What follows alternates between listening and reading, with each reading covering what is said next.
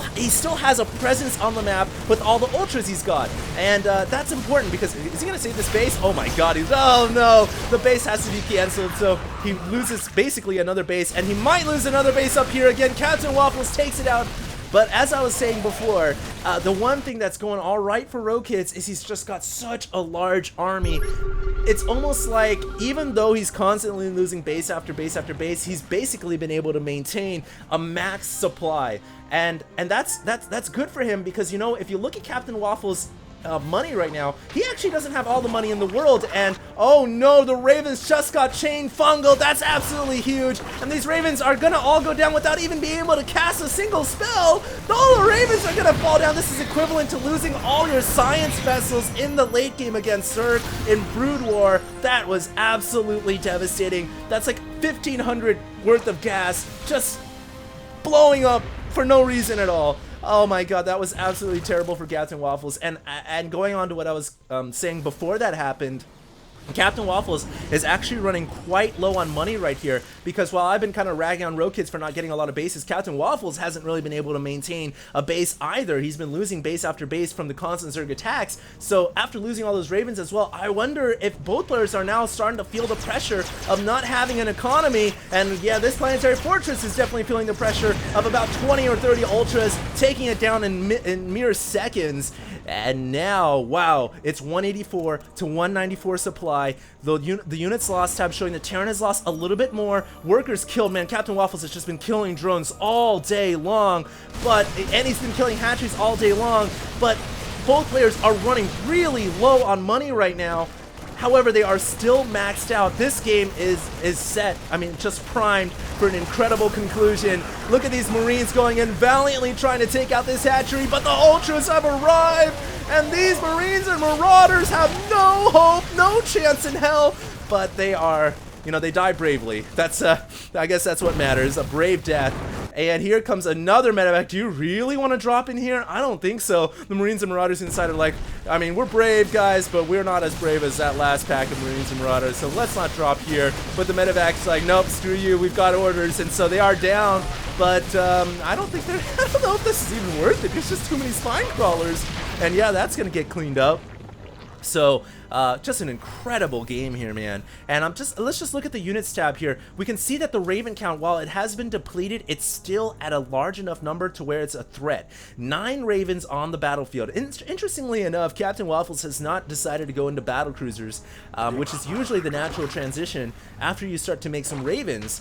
But I think the reason is because he just doesn't have the money. He can't afford battle cruisers right now.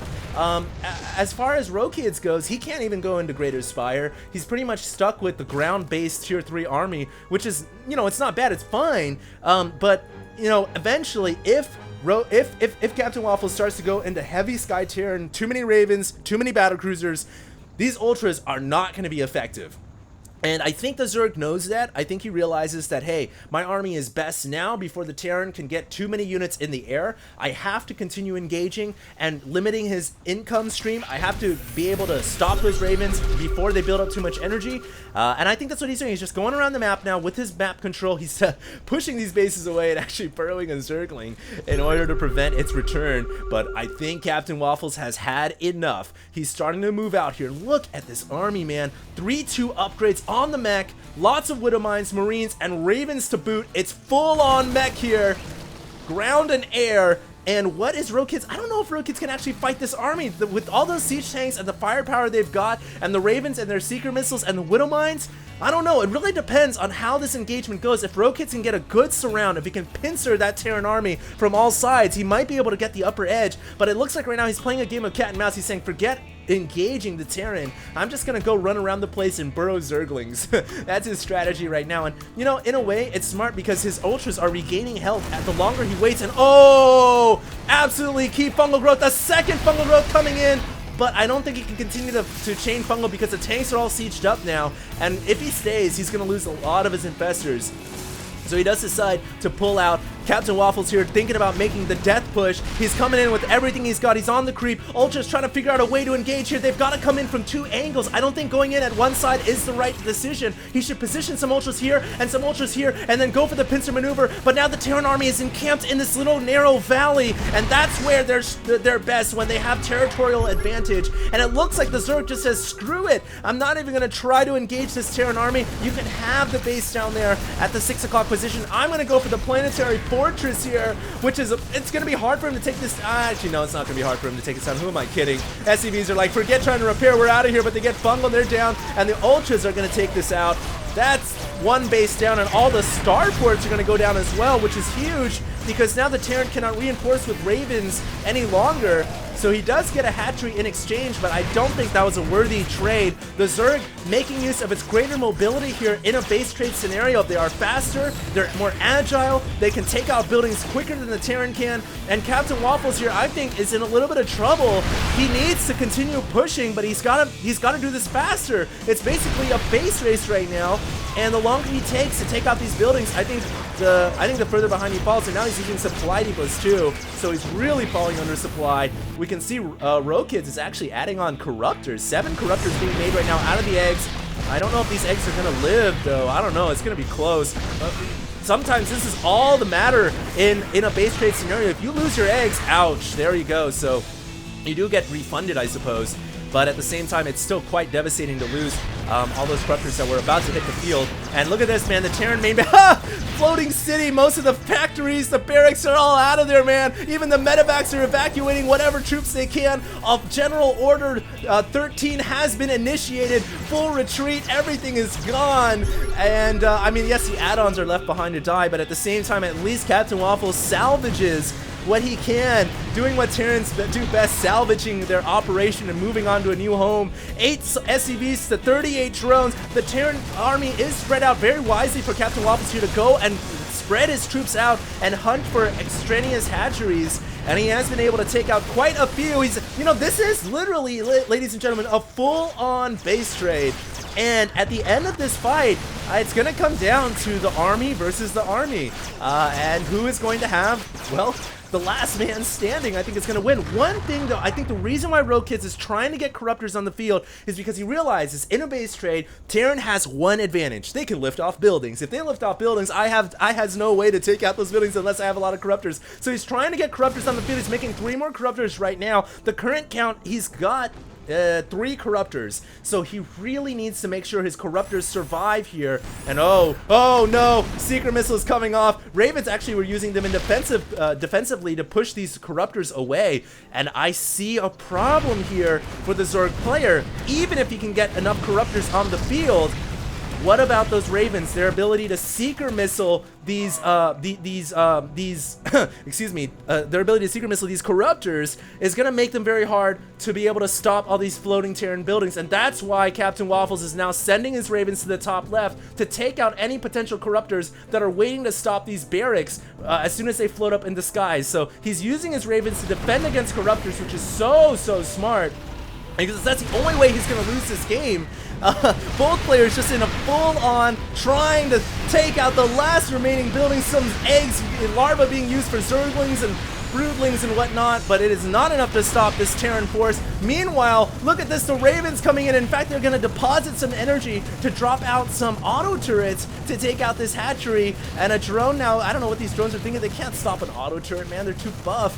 And these barracks can actually continually produce Marines here, as Captain Waffle still has a little bit of money left over. What about these Ultras, though? They're trying to find, trying to figure out what they want to do. They're just kind of hovering around the map, walking around.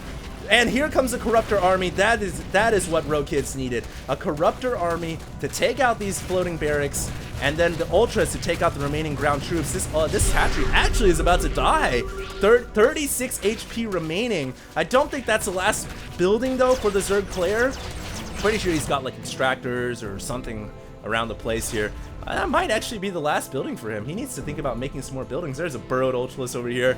But yeah, he does have one hatchery, and he is mining money right now at the top left-hand side. And he has killed off all the remaining floating barracks here. in the top left-hand corner. So Rokids has established himself a position where he can say, all right, this is my new home, temporary new home, and this is going to be his new base of operations. Meanwhile, what about Captain Waffles? He doesn't have, does he have any SCVs remaining? He has got one space construction vehicle at the top left-hand corner of the map. That is his last SCV, but he does have an orbital command as well. 2 orbital commands, in fact. If he can start to build some supply depots, he can start to mine at the bottom left-hand corner. Effectively, we'll have another cross-spawn game where the Zerg takes the top left and the Terran takes the bottom right. And look at this, Rokids is now claiming his new natural expansion, I suppose, and building a new spawning pool. So yes, Rokids now is realizing, hey, I don't think I can win this game by just using the units I have. I do need to re-macro. I do need to gain my buildings and get new income on this map. Otherwise, I'm not going to be able to win this game. And here comes a couple, I don't know what these Thors thought we were doing. Oh, they take out the hatchery.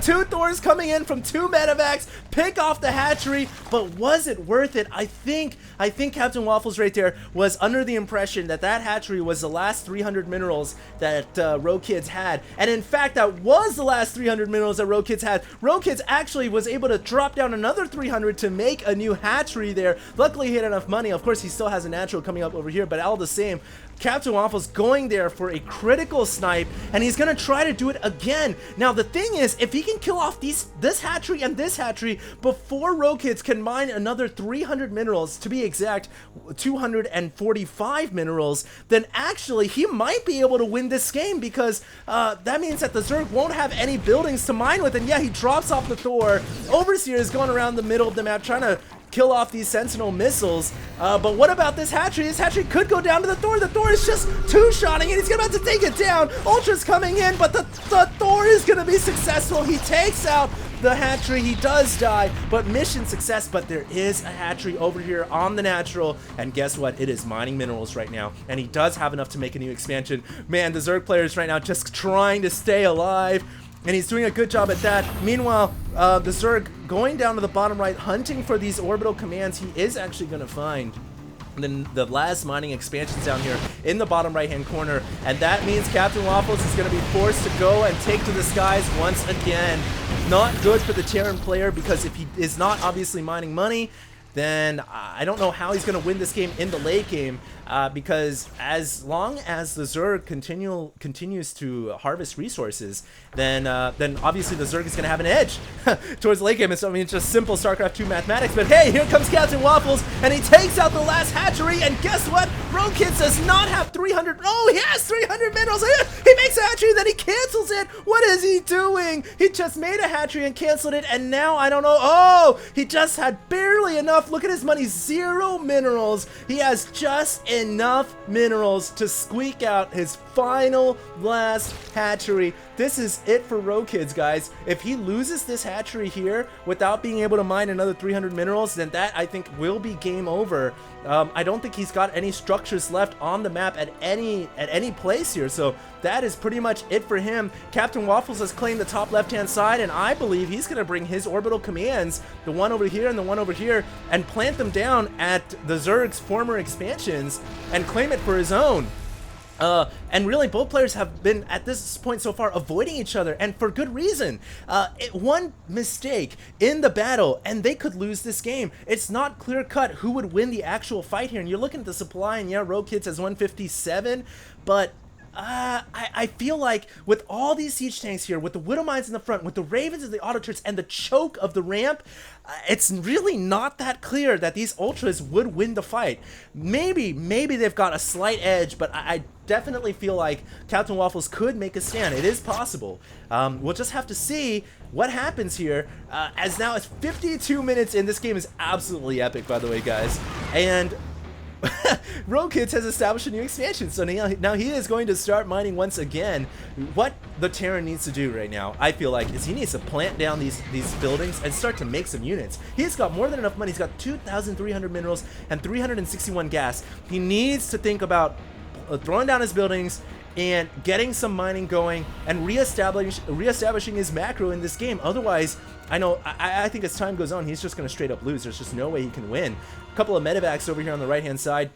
Uh-oh. Captain Waffles, is he going for what I think he's going for? He's going to go for a snipe on this hatchery, but Rogue Kids is prepared. I think he somehow saw it coming in, and oh no, this army is going to, he's going to get crushed. He's going to lose everything. The infestors, the corruptors, and he could get a fungal growth. No ignite afterburners, and fungal growth comes down, and that could have been GG right there. Losing those 3 medevacs full of units, I think might just be GG. Couple of secret missiles actually coming out. Ooh, hitting those infestors. Very nice job. Another Thor ship coming in, trying to, I guess, snipe off this hatchery. Captain Waffles is throwing everything he's got, including the kitchen sink, to try and kill off this last final hatchery, because he knows if this hatchery goes down, he wins the game. The Zerg has, I don't think he has any other buildings left, so by process of elimination, he will straight up lose. And you know what? Maybe he should just commit everything he has towards that hatchery. Just ship it.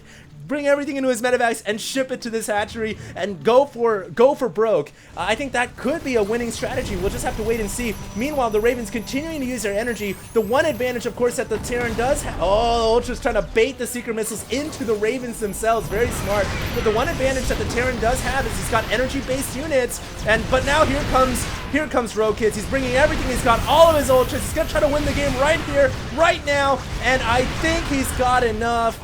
That should be GG. Captain Waffles just, yeah, his army just got completely clobbered.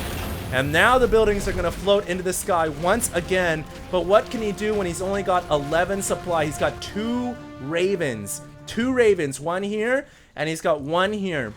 Maybe, he's somehow been able to bring a Marine. He shipped 1 Marine over here to try to win the game, but no, there's another hatchery that was actually just canceled. So Rogue Kids does have a drone on the map. He can make new hatcheries wherever he can, please, and that should allow him to stay in this game. And no, one of the Ravens here is going to go down, and that is half of his army, basically. He's only got 1 Raven left floating in the middle of the map. This Marine tank composition to take out the hatchery, but it's not the final unit. It's not the final building. That's the problem. And very smart there to elevate the Marine and the tank too, because there is some groupings he's got to be worried about. And he's going to try to go for the final extractor here. Meanwhile, last couple floating buildings, orbital command going to the southwest, 1 orbital command going to the northeast, a couple of supply depots, armories, and engineering base at the top right. So the Zerg is not completely in the clear yet, despite him having a larger army. Should he lose his last final hatchery, which is actually back here, then he will lose this game. He doesn't have any more. He has 5 drones, but for all intents and purposes, he's not going to be able to mine another 300 minerals to stay in this game. Meanwhile, where is that last medevac? It's down here. It's hunting for the last base.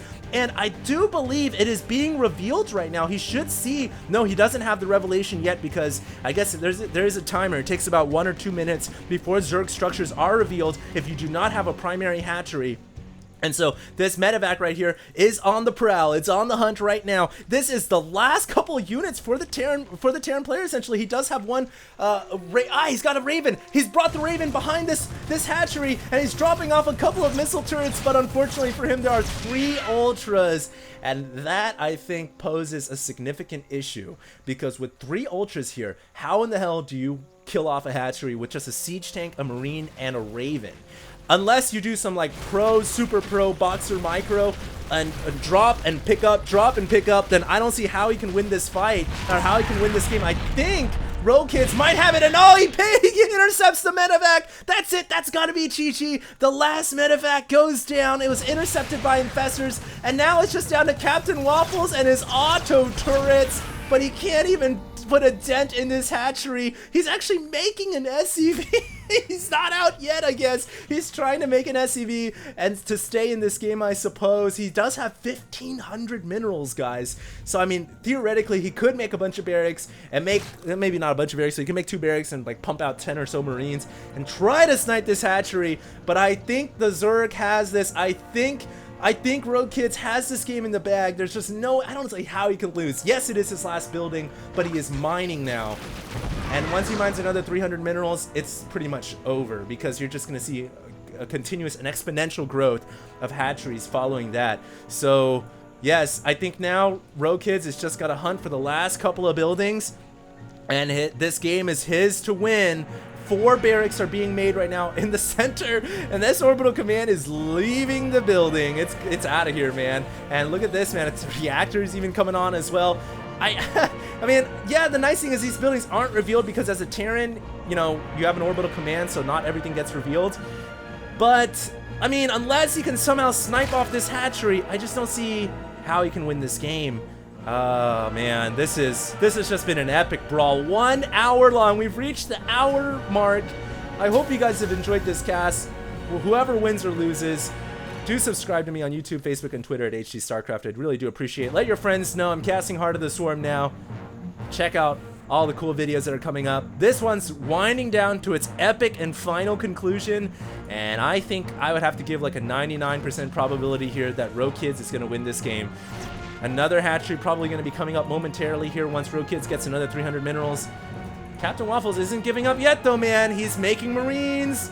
He's got money. He just needs a supply depot.